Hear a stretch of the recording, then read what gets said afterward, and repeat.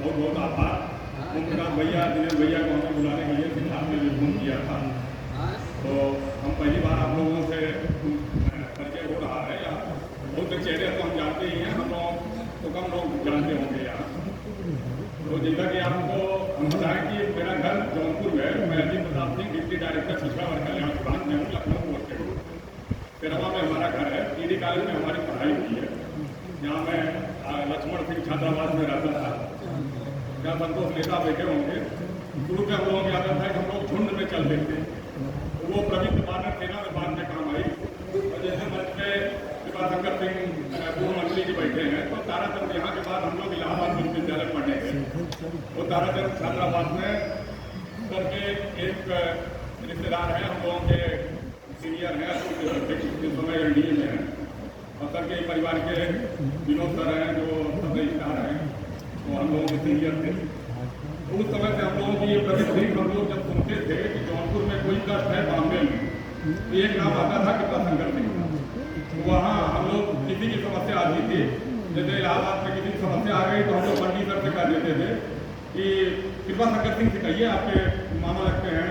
और विनोद सर से कहते थे, तो कहते थे यार तुम केस पकड़ के लाते हो, क्या सोचेंगे? अरे हम क्या सोचेंगे, क्या करेंगे या नहीं करेंगे, कहने क्या जा रहा है।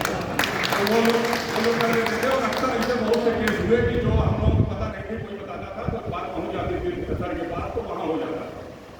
तो वो कभी हम लोग की आई बात में जैसे टेंशन हो गया, हम लोग कोई काम आता है, कोई हम लोग को कहता है, कोई बात होती है कि गलती साहब को हमें जाकर बता देना यार, ये गलती साहब कर देंगे। मतलब हम लोग की कमी रही। भैया बैठे हैं, जो है जब ये विधायक रहा करते थे, तो कभी हमने इनको फोन ही नहीं किया। हमारे पास जितनी सिफारिश आती थी, हमने कहा था जाके कर दीजिएगा, अजीत सिंह ने भेजा है, बात करा दीजिए। ये सुनते थे, कहने के बाद क्या करा देगा, कोई काम से आए होंगे, बड़ा काम कर दो। तो वो प्रवृत्ति हम ये इसलिए बताना चाहते थे कि ये प्रवृत्ति हम लोगों की जबरदस्ती दूध के का अपना बात कहलवाने की, और जो हम लोगों का रहता था कर देते थे। जैसे सिद्धार्थ चाह रहे हैं, एक बार परीक्षा दे रहे थे, हमारी मुलाकात बाथरूम में हो गई, और वहाँ भी हम लोगों ने दूसरे को पकड़ लिया। तो वो इस तरह की प्रवृत्ति बताना इसलिए चाहते थे। उसी समय कोरोना काल आ गया और हम फेसबुक पे लिखते थे, और हमारी आदत है जैसे सामान्य तौर पे हम किसी के बारे में बड़ा सीरियस होकर नहीं लिखते, कुछ हंसी मजाक कर देते हैं, जो हमारे बचपन में उनके बारे में जानते हैं छोटी चीज, वो लिख देते थे। इस तरीके से लोग हमको जानते थे कि फेसबुक पे कोई मजाकिया चेहरा है, और इसकी बात को कोई बुरा नहीं मानता।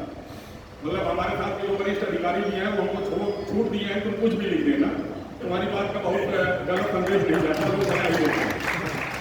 तो वो हम लिखते थे, तो कुछ लोग फैन फॉलोइंग हमारी बन गई थी। इस समय कोरोना काल है, तो हमने यही जौनपुर में कहा कि इतने लोग हैं, एक दो लोगों को एडमिट करा दें, तुरंत एडमिट हो गए। तो हमारे समझ में आया कि इतने बड़े प्लेटफॉर्म में सोशल मीडिया का यूज अच्छे तरीके से किया जा सकता है।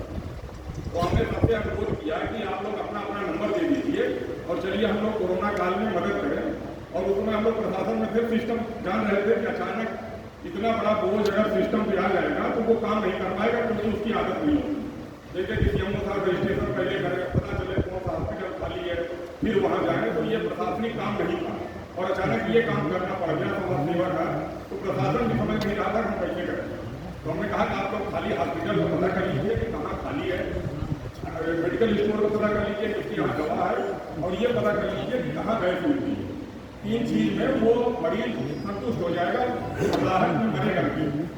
और आप लोगों को विश्वास नहीं होगा, या जो लोग जान रहे होंगे, जुड़े होंगे फेसबुक पे, देखते देखते हम लोगों से 50,000 लोग सोशल मीडिया पे जुड़ गए। पूरे विश्व का कोई ऐसा नहीं रहा होगा आज के देश में, पूरे विश्व में एक आध ऐसे देश होंगे जो हम लोगों के भारत सेना से कोई वहां जुड़ा न हो, और पूरे भारत में 20,000 लोगों, एक लोग नहीं 20,000 लोगों को हम लोगों ने अभी तक मेडिकल सहायता करा दी होगी। उसमें सबसे गरीब आदमी से लेकर सबसे अमीर आदमी तक भी, और सीमा परिहार डकैत, चंबल की डकैत से लेकर पूर्व प्रधानमंत्री वीपी सिंह की बहू तक को भी हम लोगों ने खून दिलवा दिया।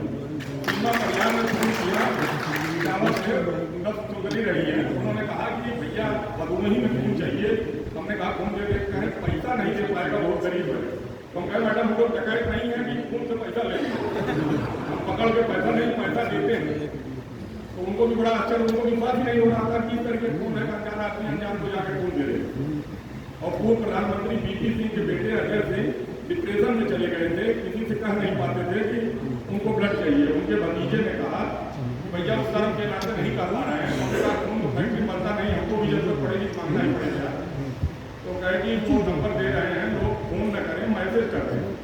हम लोगों ने लिखा, 600 लोगों ने उनको मैसेज किया कि हम आपको खून देंगे, और आज तक उनको जो जरूरत पड़ती है लोग जाकर ब्लड देते हैं। आज भी दिल्ली में जब उस नंबर जो मैसेज आता है कि आज दे दीजिए, कोई जाकर उसको ब्लड दे देता है।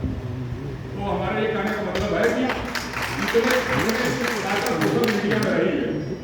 और अभी हाल में उसके पहले हम लोग 1-1.5 करोड़ रुपया समझ लीजिए 1000 लोगों को लिख के दिलवा दिए कि किसी को कैंसर है, किसी का घर जल गया है, किसी को शादी नहीं हो पा रही है। अभी फिलहाल आप लोगों ने देखा होगा कि सुल्तानपुर का एक लड़का था, वो तो 16 करोड़ इंजेक्शन की जरूरत थी, 16 करोड़ रुपए। तो उसकी मम्मी को बहुत जगह परेशान हुई। पहले हम लोगों से कहीं हम लोग हिम्मत नहीं पड़ा। एक दिन रोते हुए उन्होंने फिर कहा कि सब लोग ये कह रहे हैं कि भैया लिख दें, हम बानर सेना इस मामले को उठा दें। तो हम लोगों ने शुरू किया पहले कि, और देखते देखते 15 दिन में हम लोगों ने 3 करोड़ रुपए इकट्ठा कर दिया। फिर सोशल मीडिया यहाँ बैठे हुए बहुत से लोग दिए होंगे। हरिंद्र भैया ने सबसे पहले इनको जिसे सुनने में आया 10,000 रुपये 11,000 भेज दिया और सब दिलवाए। तो ये प्रमुख जी बंदराज जी हैं, आपको गए थे पूर्व प्रमुख, हमारा इसका परिचय नहीं था, इनके लड़कों ने बाहर से 50,000 रुपया दिया और दिलवाया। ऐसे बहुत से लोग दिए होंगे, हमें इस समय सबका नहीं आ रहा, हम एक उदाहरण बता रहे हैं। उसी समय हम लोग कृपा शंकर सर को पकड़ने वाले थे कि पहले हम लोग इकट्ठा कर लें, फिर बंदे कोई जाएगा और उनके सहयोग से लिया जाएगा। बात पहुंच भी गई होगी, बहुत लोगों ने बता भी दिया था। तो इस तरीके का हम लोग किए थे कि बानर सेना गठित हो गई है, जिसमें उनका भैया कह रहे थे कि हम लोग पैसा नहीं मांगते या मांगेंगे। तो इस बात पे हम सहमत नहीं है कि पैसा नहीं मांगेंगे। हमारा यह बहुत रहा है कि आप अगर मानिएगा तो बड़े अच्छे संबंध बनेंगे।